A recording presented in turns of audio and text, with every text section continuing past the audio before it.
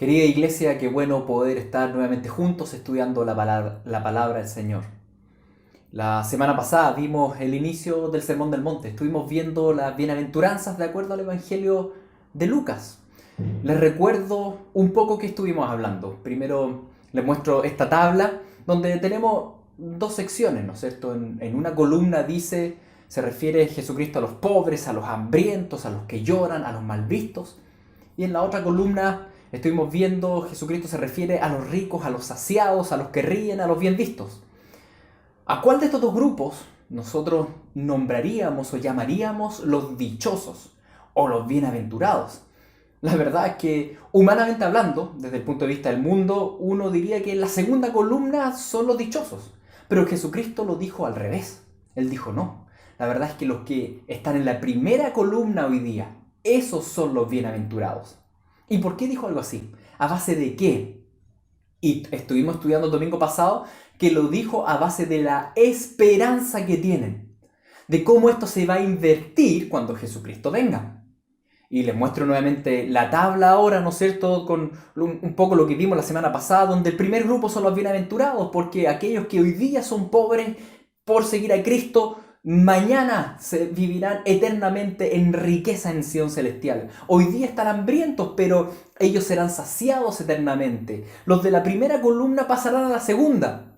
Y al mismo tiempo, ¿por qué Jesucristo le dice ay a los que están en la segunda columna hoy día? Porque ellos pasarán eternamente a la primera columna, a la pobreza, a la hambruna, a llorar y a ser mal vistos. Entonces, estuvimos hablando de esto, ¿no es cierto? Estuvimos deteniéndonos harto y en ese contexto hablamos el domingo pasado que debemos fijar nuestra mirada en la esperanza. ¿Y cuál es nuestra principal esperanza como novia de Jesucristo? En la venida de Jesús. La venida de Jesús es el motor que nos debe guiar en todas las decisiones que tomamos y cómo vivimos el diario vivir. Nosotros amamos y anhelamos la venida del Señor.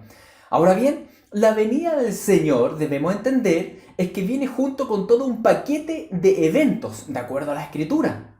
No es que simplemente uno espera solo que venga Jesús. La verdad es que la venida de Jesús está antecedida por una serie de eventos a la cual la iglesia es bueno que esté preparada. Y ahí es donde surge la primera pregunta. La verdad es que la predicación de hoy, como es un anexo a la predicación de la semana pasada, para que puedan tener una línea conductora, voy a formular preguntas, ¿no es cierto? La primera pregunta es esta, y la primera que se plantea mucha gente hoy en día. Bueno, ¿debemos estar hoy día preparados para la venida del Señor si no sabemos si viene nuestra época? ¿Estaremos realmente en los tiempos finales o no estaremos en los tiempos finales? Y ahí hay harta controversia, ¿no es cierto? Y quiero que lo analicemos desde el punto de vista de la Biblia. En primer lugar, el Nuevo Testamento afirma que desde que Jesucristo llevó a cabo sus 3 años y medio de ministerio, lo que tenemos escrito en los evangelios, ¿no es cierto? Desde que Jesús vino y vivió en medio de nosotros, ya se iniciaron los últimos tiempos. Así lo establece Pedro, por ejemplo, cuando leemos en su primera carta, capítulo 1, versículo 20, él dice, esto ya son los postreros tiempos. Lo mismo dice el apóstol Juan. En primera de Juan 2:18 también él dice, ya estamos en los últimos tiempos.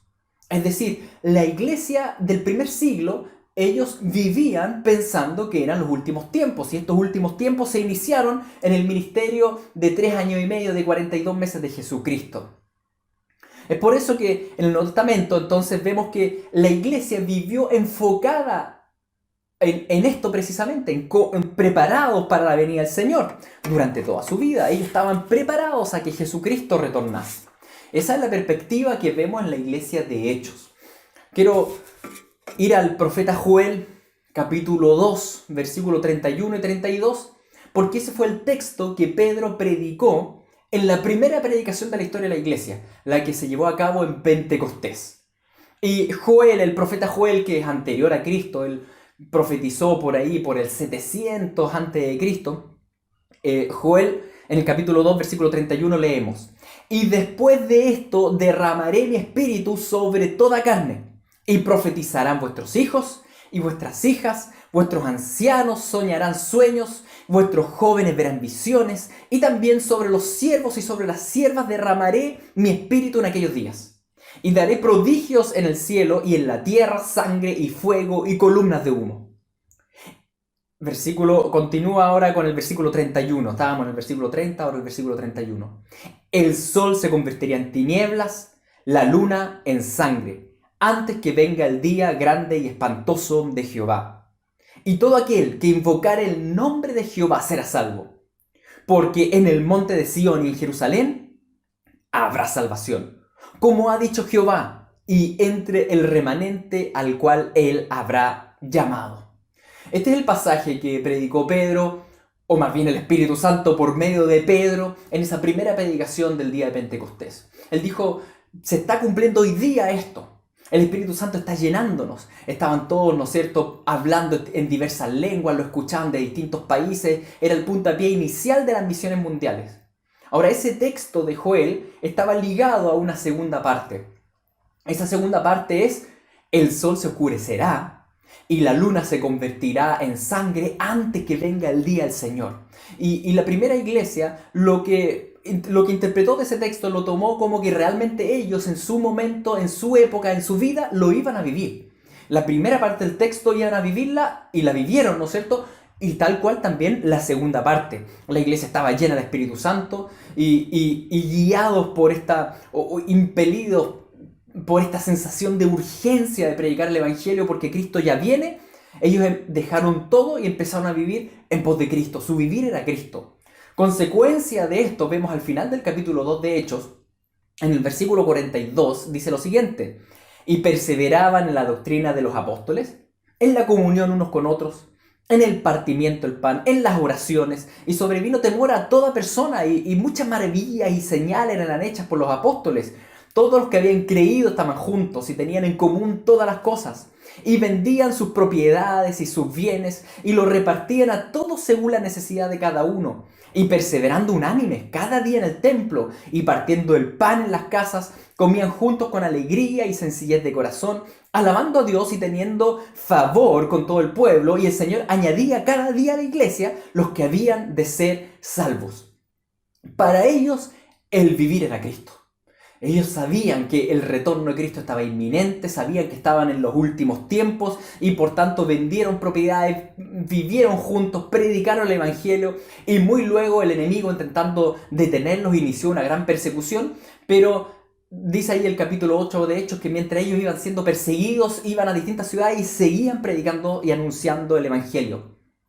Ahora bien, empezaron a pasar las décadas y la segunda parte de esta profecía de Joel no se cumplía. Entonces, en ese punto, cuando ya empezaron a pasar las décadas y veían como el tiempo avanzaba pero no se cumplía esto, probablemente inició mucha incertidumbre en el corazón de ellos. Y es frente a eso que Pedro les escribe. Y él escribe, Pedro en su carta dice: mas, oh amados, no ignoréis esto, que con el Señor un día es como 1000 años, y 1000 años como un día.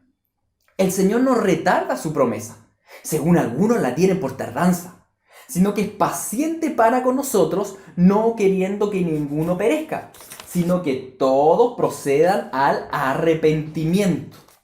Es el texto en 2 Pedro, capítulo 3, versículo 8 en adelante. Lo primero que él dice es: querida iglesia, el Señor no es que está retrasado. Lo que pasa es que el Señor tiene misericordia. Y el Señor tiene un pueblo escogido en todas las épocas, en todas las naciones. Y Él no quiere que ninguno de nosotros de los escogidos, realmente quedemos fuera. Él quiere llegar a todos. Ahora, lo que nadie sospechaba en esa época es que ese esperar de llegar a todos no iba a ocurrir en el primer siglo.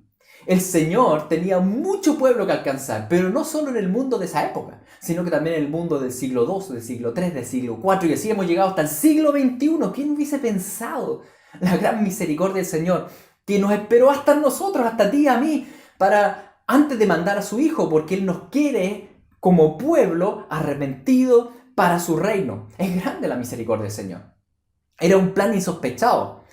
Pero esa gran misericordia elimina el juicio de Dios que Él había anticipado en Joel, ese juicio de Dios que pende sobre el mundo. De ninguna manera. Esa gran misericordia elimina el hecho de que tiene que cumplirse la segunda parte de Joel. De ninguna manera lo elimina. Esa gran misericordia nos da licencia para pensar de que Jesús viene en 100 años más? De ninguna manera. Y es por eso que ahora Pedro continúa de esta manera. ¿Y en qué va a insistir? En que todo creyente debe pensar que en su vida puede ocurrir el cumplimiento de Joel 2, la segunda parte que da final a la era de la iglesia. Esto es precisamente lo que leemos en la carta de Pedro, que continúa. Pero el día del Señor vendrá como ladrón en la noche, en el cual los cielos pasarán con gran estruendo y los elementos ardiendo serán deshechos, y la tierra y las obras que en ellas hay serán quemadas. ¿A qué se refiere la Biblia cuando habla del día del Señor? Habla del tiempo de la destrucción de este planeta. La verdad es que no sabemos si eso va a ocurrir en un solo día, en una semana, en un año. Habla de este periodo final. Ese es el temible día del Señor. Y Pedro continúa así en el versículo 11 diciendo: puesto que todas estas cosas han de ser deshechas, ¿cómo no debéis vosotros andar en santa y piadosa manera de vivir, esperando y apresurándoos para la venida del día de Dios, en el cual los cielos, encendiéndose, serán deshechos, y los elementos, siendo quemados, se fundirán? Pero nosotros esperamos, según sus promesas, cielos nuevos y tierra nueva, en los cuales mora la justicia. Pedro no les dijo: ¿saben qué, chiquillos? Parece que Jesús ya no vino a este primer siglo, así que tranquilos nomás. No dijo eso Pedro. Pedro dijo: ustedes no bajen la guardia, porque el día del Señor ya viene. Durante toda su vida, durante todo el primer siglo, ese fue el discurso. Aquel que ama la venida del Señor, que anhela la venida del Señor, debe vivir a la luz de ese temible día que viene. Aunque en realidad Pedro dijo no solo a la luz de ese terrible día, sino que a la luz de la nueva creación que está a punto de lanzarse. Entonces el día del Señor, ese tiempo de destrucción donde la tierra será quemada y deshecha, a la luz de ese día nosotros como iglesia debemos vivir en santidad. Debemos vivir velando, debemos vivir viviendo en plena entrega a Jesucristo. Por tanto, hasta este punto nos quedan un par de cositas claras. A ver, en primer lugar, estamos ya hace 2000 años en un periodo que la Biblia llama los últimos tiempos. Esos últimos tiempos los inició Jesús en su primera venida. En segundo lugar, no sabemos con certeza si Jesús llegará a nuestros días, así como los apóstoles tampoco lo sabían. Pero, en tercer lugar, ¿qué es lo que nos enseña el Nuevo Testamento? Que sí debemos pensar que Jesús efectivamente viene en nuestros días. No tenemos certeza, pero debemos vivir anhelándolo y pensando que sí. Pensando que sí Jesús viene en nuestros días. Pensando que sí Jesús viene esta década. Debemos vivir pensando así. No podemos vivir pensando, no, si Jesús va a venir en 50, en 100 años más. Más bien, lo que vemos en el Nuevo Testamento, lo que vemos en las enseñanzas de los apóstoles, es que ellos vivían preparados para decir: esta década viene mi Señor. Y esa pregunta ahora va a nosotros. ¿Estamos preparados para decir: Jesús viene en 5 años? ¿Estoy preparado para que, si Él viene en 5 años? Y tal vez muchos pueden decir: sí, estoy súper preparado. Pero ojo, la primera iglesia entendía también que antes de esa venida del Señor iban a suceder una serie de eventos para los cuales la iglesia debe estar espiritualmente firme. Y recuerden ahora nuevamente el tema de Joel. Porque antes del gran día del Señor, ¿qué viene? Y es ahí donde tenemos que ahora detenernos. Entendemos entonces que efectivamente estamos en los últimos tiempos hace 2000 años y efectivamente, aunque no sabemos con certeza cuándo Jesús viene, debemos vivir pensando que Jesús viene en este tiempo, en nuestra generación, en esta década y vivir de acuerdo a eso. Segunda pregunta entonces. Si pensamos que Jesús puede venir esta década y vivimos de esa manera, ¿para qué eventos y hechos debiera estar preparado espiritualmente como para enfrentarlos? Eventualmente, si nosotros somos efectivamente la última generación, que no sabemos, pero debemos prepararnos para hacerlo, ¿qué enfrentaríamos? Y esa es una pregunta importante a hacer, porque de esa manera, ¿no es cierto?, nosotros debemos enfocar las oraciones y velar. Y aquí voy a separarlo en 2 puntos. Primer punto, el evento cataclísmico mundial que da el puntapié inicial al periodo final. Y en segundo lugar, cómo vivirá la iglesia desde ese cataclismo en adelante hasta la venida de Cristo. Vamos por primero este evento final, el evento catastrófico que da inicio, el puntapié inicial a todo lo que son los eventos finales, ¿me entienden? El evento que da inicio al final de los finales, por así decirlo. Para eso volvamos a lo ya leído en Joel, pero ahora citando a Pedro en la primera predicación, ¿no es cierto? En Hechos 2, versículo 19, dice así: y daré prodigios arriba en el cielo, y señales abajo en la tierra, sangre y fuego y vapor de humo. El sol se convertirá en tinieblas y la luna en sangre antes que venga el día del Señor grande y manifiesto. Y todo aquel que invocare el nombre del Señor será salvo. ¿Cuándo ocurrirá el temido y anhelado día del Señor? Cuando la tierra por un lado será destruida, aunque nosotros estaremos salvos en Cristo como pueblo de Dios. Pero ¿cuándo ocurrirá? De acuerdo a este texto, de acuerdo a Joel 2, ¿no es cierto? Ocurre después de estos eventos que él dice, donde hay señales en el cielo, en la tierra, sangre, fuego, vapor de humo, el sol se oscurece, la luna se pone como sangre. Entonces, después de eso, ocurre el día del Señor. Eso es un evento que es descrito como un evento donde aquella iglesia que lo viva, el mundo que lo viva, van a poder decir sin falta: hemos llegado a la etapa final. Estamos en la etapa final. Eso es lo que pasa antes del día del Señor. Como presagio oscuro de lo que se viene a la tierra, el sol primero se viste de luto, o tela de silicio, dicen otros pasajes, es decir, se pone negro. El sol se pone negro y la luna se torna en sangre. Y en este evento me quiero detener. ¿Por qué? Porque la verdad es que la Biblia lo menciona muchísimo, queridos. Son al menos 10 textos bíblicos que hacen alusión a ese evento. Mucho se ha hablado en los últimos años de la famosa luna roja, ¿no es cierto? Pero la verdad es que los textos bíblicos que hablan de esa luna ensangrentada, luna roja, lo describen, la mencionan dentro de un contexto cataclísmico mundial. No es que simplemente un día estuvo bonita la luna roja, no, estamos hablando de un contexto que es bien especial. Observemos cómo este evento es descrito en Apocalipsis capítulo 6. En Apocalipsis capítulo 6, versículo 12 dice: miré cuando abrió el sexto sello, y he aquí, hubo un gran terremoto, y el sol se puso negro como tela de silicio, y la luna se volvió toda como sangre, y las estrellas del cielo cayeron sobre la tierra, como la higuera deja caer sus higos cuando es sacudida por un fuerte viento. Y el cielo se desvaneció como un pergamino que se enrolla, y todo monte y toda isla se removió de su lugar. Versículo 15. Y los reyes de la tierra, y los grandes, y los ricos, los capitanes, los poderosos, todo siervo y todo libre, se escondieron en las cuevas y entre las peñas de los montes, y decían a los montes y a las peñas: caed sobre nosotros, y escondednos del rostro de aquel que está sentado sobre el trono y de la ira del Cordero, porque el gran día de su ira ha llegado, y ¿quién podrá sostenerse en pie? Es una tremenda descripción. Tiene mucho detalle y un poco más adelante vamos a analizarlo, yo creo que con un poco más detalle. Ahora, la primera pregunta que surge acá, bueno, ¿esto es algo simbólico o es algo literal? Y siempre esa pregunta es muy difícil de contestar, ¿no es cierto? Sobre todo en el libro de Apocalipsis hay que enfrentarlo con mucha humildad. Ahora bien, como les decía, este evento específico descrito como el sexto sello tiene muchos textos bíblicos que lo mencionan.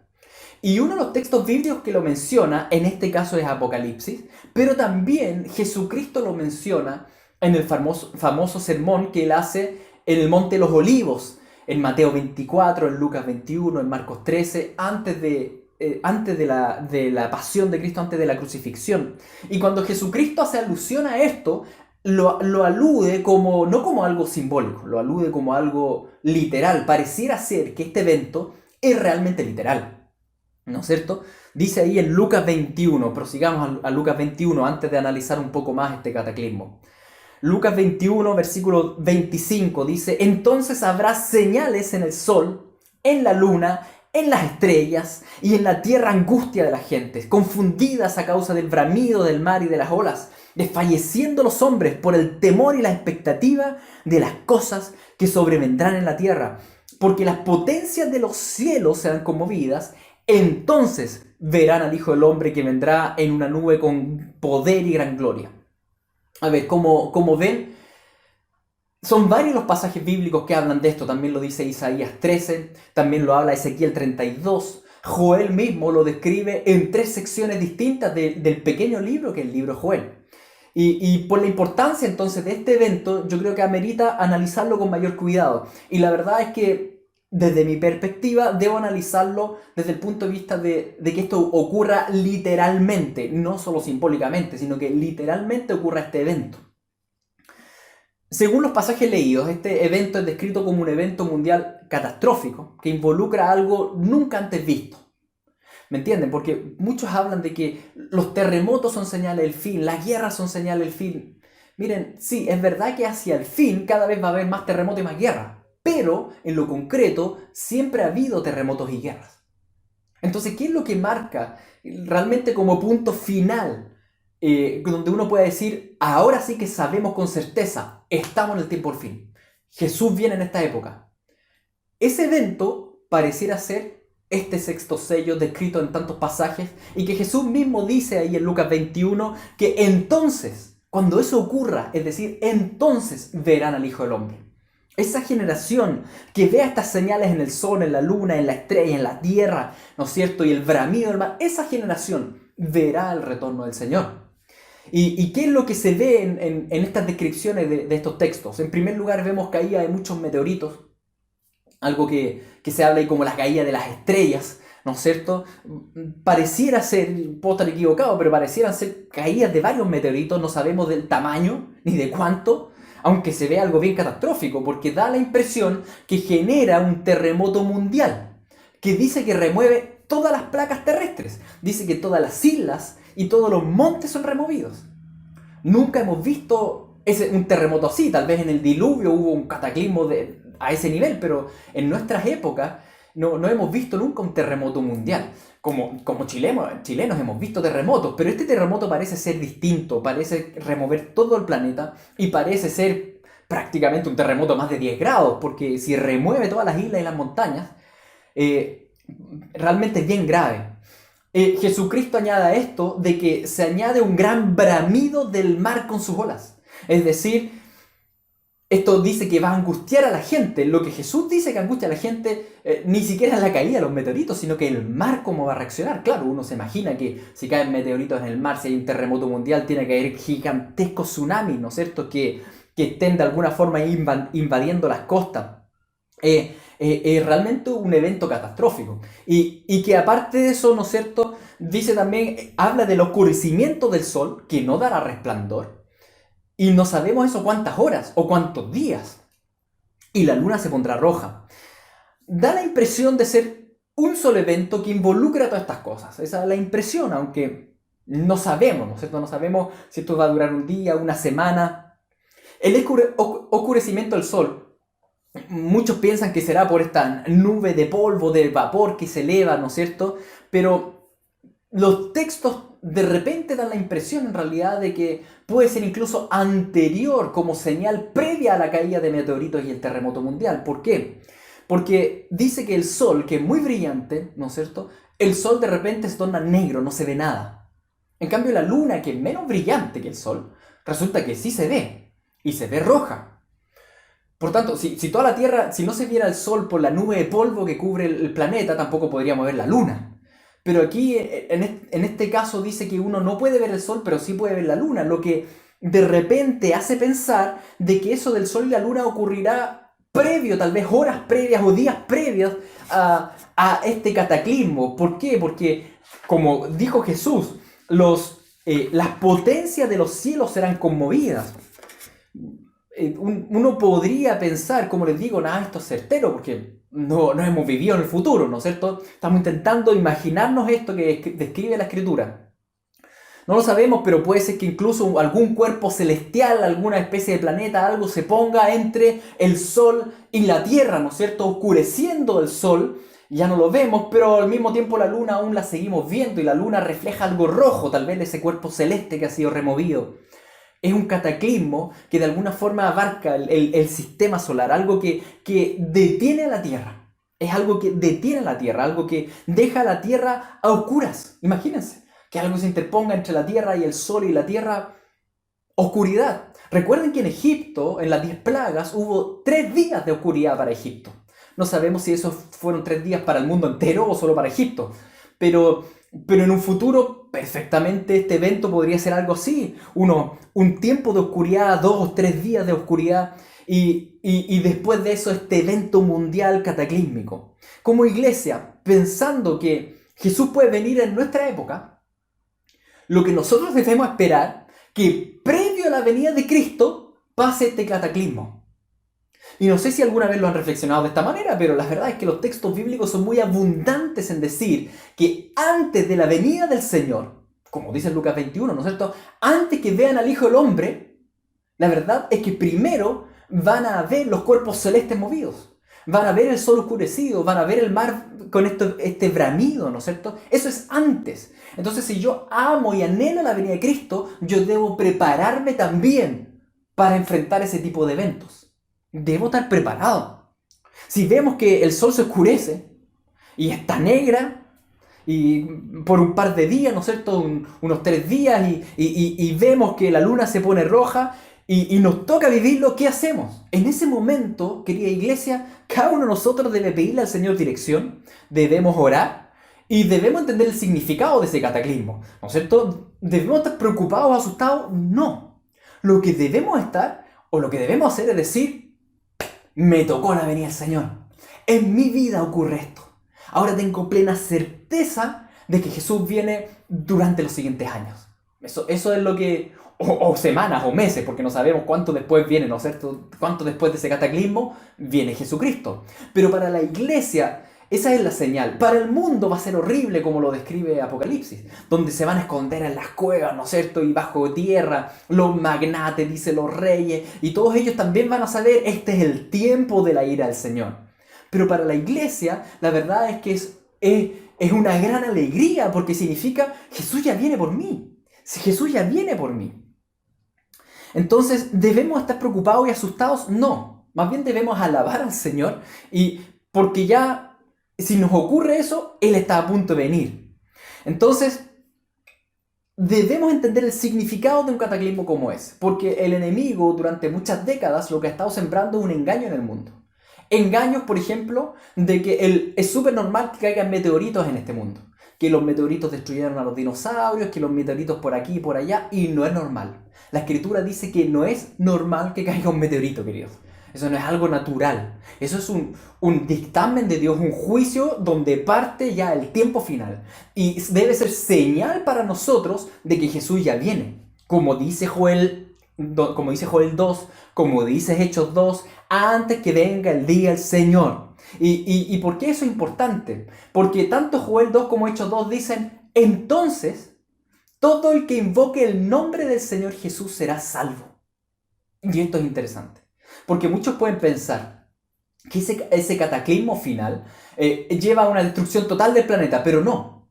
Es el puntapié inicial de la semana final, del tiempo final, ¿no es cierto? Y ese puntapié inicial en realidad es un acto de misericordia del Señor, porque todo el mundo se va a detener, todo el mundo va a saber, y la iglesia va a evangelizar tal como partió. Así va a concluir. La iglesia va a empezar a predicar, y todo aquel que invoque el nombre del Señor será salvo.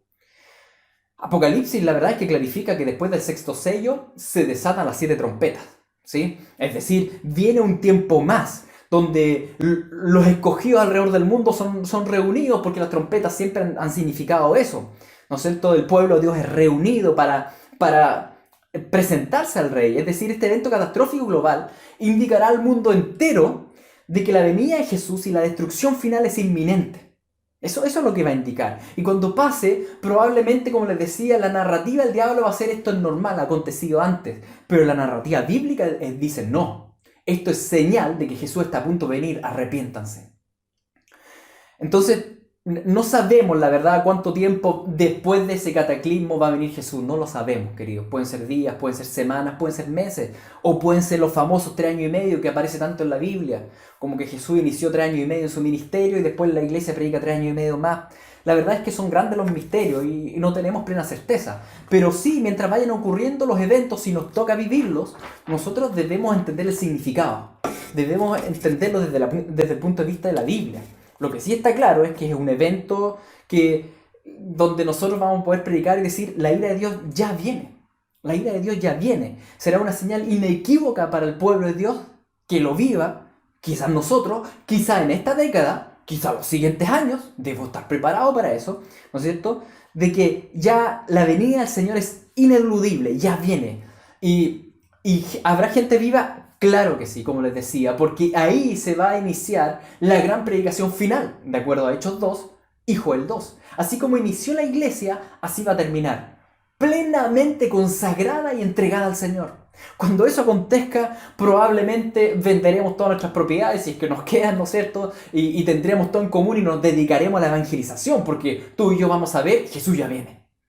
Entonces ahí ya no hay trabajo mundano ni nada, nos vamos a dedicar plenamente a predicar del Señor. Así como partió la iglesia en Hechos 2, así va a terminar la iglesia, cuando termine el ciclo de Joel 2.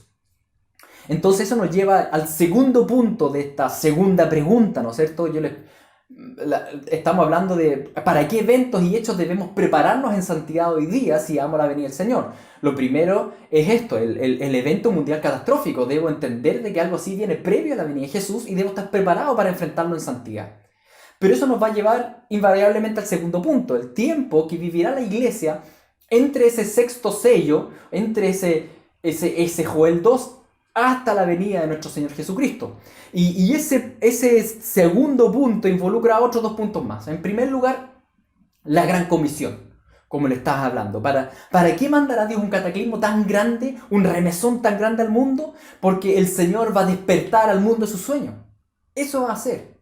Como dice Joel 2. Voy a ir al versículo 10 ahora de Joel 2. Dice, delante de él temblará la tierra y se estremecerán los cielos. El sol y la luna se oscurecerán, y las estrellas retraerán su resplandor. Y Jehová dará su orden delante de su ejército, porque muy grande es su campamento. Fuerte es el que ejecuta su orden, porque grande es el día de Jehová, y muy terrible. ¿Quién podrá soportarlo? Por eso, pues, ahora, dice Jehová, convertíos a mí con todo vuestro corazón, con ayuno y lloro y lamento. Rasgad vuestro corazón y no vuestros vestidos, y convertíos a Jehová vuestro Dios, porque misericordioso es y clemente, tardo para la ira y grande en misericordia, y que se duele del castigo. Es decir, ahora desde esta descripción de Joel 2, que no es la misma de la otra que era Joel 2.30, aquí estamos en Joel 2.10, ¿no es cierto? Lo que vemos es que esta catástrofe mundial será un último gran llamado a arrepentimiento a las naciones. Un último gran llamado a decir, arranquen de la ira de Dios y vengan a los pies de Cristo. Todo aquel que invoque el nombre de Jesús en esa época será salvo. Vemos entonces en este evento descrito por los profetas como un evento de juicio, pero al mismo tiempo un evento de misericordia. Y siempre en la Escritura vemos eso, el juicio y la misericordia como van de la mano. El diluvio, la destrucción del mundo, con el arca de Noé, la misericordia. La destrucción de Sodoma y Gomorra y la salvación de Lot. Vemos la destrucción de Egipto y el rescate del pueblo de Israel. Vemos la destrucción de Jericó y el rescate de la ramera Rahab. Vemos siempre esa salvación milagrosa y providencial en la historia de la Biblia. El sexto sello marca, por tanto, el inicio de la fase final de la predicación del Evangelio, queridos. Donde, si nosotros lo vivimos, vamos a estar plenamente dedicados a la evangelización del mundo y tal como lo dijo Jesús, la gran comisión se va a cumplir. El sexto sello da ese puntapié inicial y todo aquel que invoque el nombre del Señor será salvo. El terremoto mundial, por tanto, es un gran sacudón mundial que por un lado juicio, pero por otro lado misericordia. Es el Señor diciéndole a la tierra, despierta una vez por todas porque Jesús ya viene. Y eso es misericordia de Dios, queridos. Porque Jesús podría venir sin avisar nada. Pero ese evento va a avisarle a todo el mundo. Como veíamos en el texto de Apocalipsis, incluso los magnates y ricachones van a decir, chuta, ya viene ya. Entonces, nadie va a quedar indiferente. Hay un evento entonces que nos va a llevar a a vivir la segunda parte que la primera iglesia no vivió, ¿no es cierto? Ellos vivieron la primera parte de Joel, viviremos la segunda. Y en aquel tiempo viviremos lo que dijo el apóstol Pablo, ahí en 1 Corintios 7, versículo 29, cuando dijo: por esto digo, hermanos, que el tiempo es corto. Resta pues que los que tienen esposa sean como si no la tuviesen, los que lloran como si no llorasen, los que se alegran como si no se alegrasen, y los que compran como si no poseyesen, los que disfrutan de este mundo como si no lo disfrutasen, porque la apariencia de este mundo se pasa. Claro, cuando ocurra ese evento, si lo llegamos a vivir nosotros, vamos a decir claramente: el tiempo es corto, este mundo pasa, y nos vamos a dedicar llenos del Espíritu a buscar del Señor, ¿no es cierto?, a adorarlo a Él, a predicar el Evangelio en las naciones, nos vamos a desparramar en todos lados y se va a cumplir la gran comisión, tal como Jesús dijo en Mateo 24, versículo 14, cuando dijo: será predicado este Evangelio del reino en todo el mundo para testimonio a todas las naciones, y entonces vendrá el fin. Por tanto, serán añadidos en ese día, en ese tiempo, los que tengan que ser añadidos, por los que el Señor ya ha escogido desde la eternidad y lleva esperando siglos a que nacieran y a que el Evangelio llegara a ellos. Entrarán en el arca de salvación. ¿Y cuál es esa arca? El nombre de Jesucristo. Y creerán aquellos que por la gracia soberana de Dios fueron ordenados para vida eterna.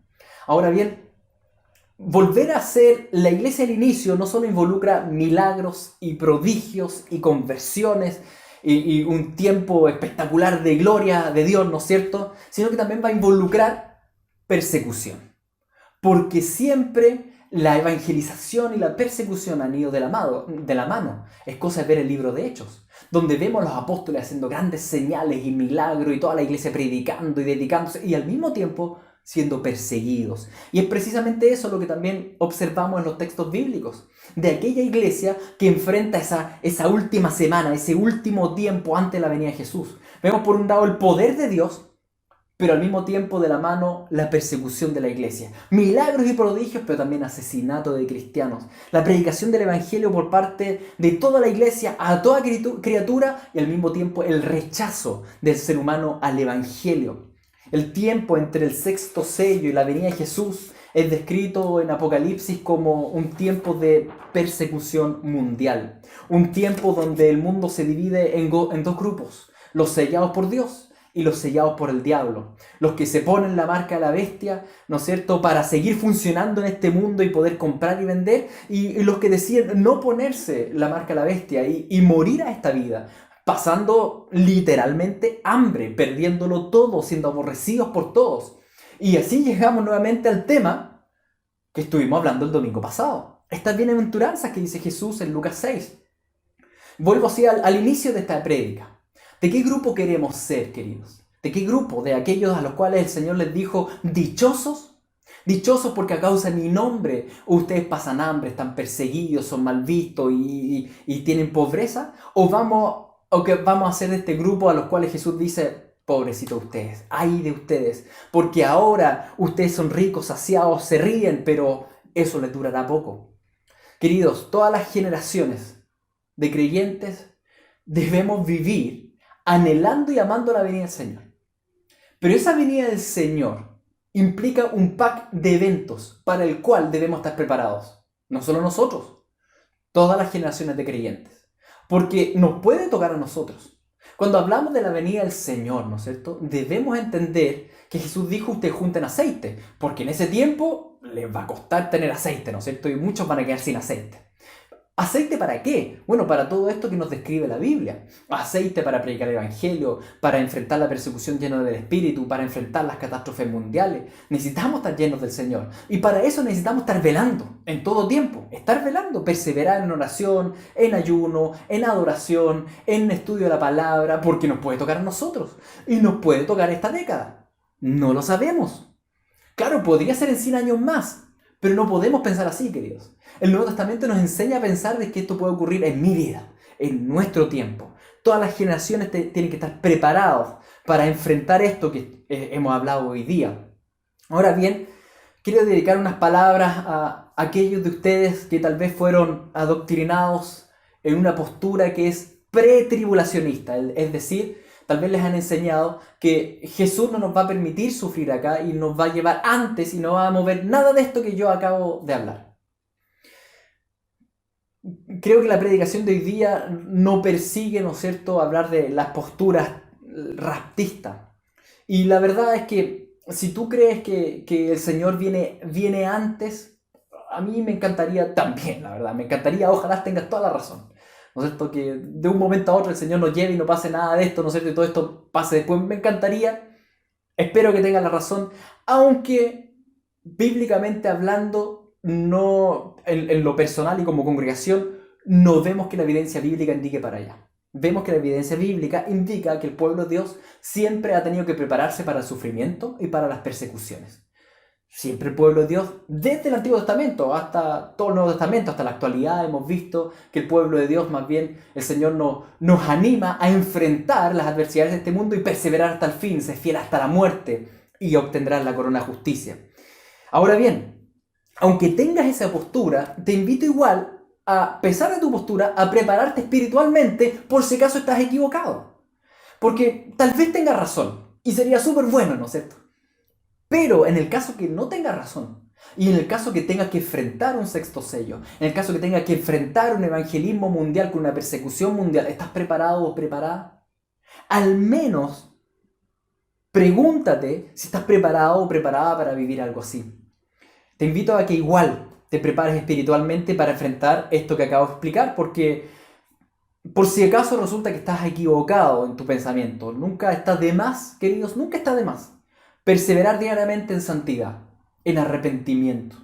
Nunca está de más perseverar todos los días en oración, en lectura de la palabra, en congregarte, amada iglesia. Como ya les dije, no sabemos si nos tocará realmente con plena certeza, si nos tocará a nosotros, pero debemos vivir pensando que sí. Y eso significa en santidad. ¿Preparado para los peores tiempos? ¿Asustados? No. Sino que gozosos porque Jesús ya viene. Y aquí una segunda palabra que quiero dedicar. Unas palabras también a todos aquellos que se asustan con estos temas. Queridos, yo sé que es difícil leer estos pasajes y pensar, oye, me podría pasar a mí, y qué pasa si este sexto sello revienta este año. Y vienen, ¿no es cierto?, pensamientos de temor. Obviamente nos puede embargar el temor, pero les ruego que resistan esa tentación, que no teman, al revés. Si nos toca vivirlo, a ti o a mí, debemos entender que es un momento privilegiado, que muchas generaciones de creyentes, muchísimas generaciones lo esperaron. Esperaron el cumplimiento de Joel 2. La primera iglesia ya lo esperó, pero no les llegó a ellos. Entonces, si nos llega a pasar a nosotros, debemos entender lo que es un privilegio. Va a ser un momento de certeza donde vamos a decir, viene mi rey, ya viene, gloria al Señor, ya viene Jesús. Como novia de Jesús, el pueblo del rey debe enfocar en la venida de Cristo, no en los sufrimientos, las penurias que van a pasar, sino que enfocar en que esas catástrofes hablen de la certeza de su retorno.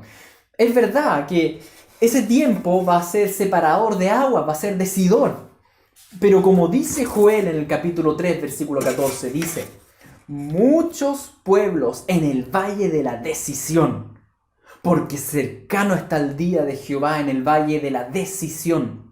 El sol y la luna se oscurecerán, las estrellas retraerán su resplandor, y Jehová rugirá desde Sión, y dará su voz desde Jerusalén, y temblarán los cielos y la tierra. Hasta ahí está describiendo nuevamente el mismo evento, ¿no es cierto? Pero fíjense cómo sigue.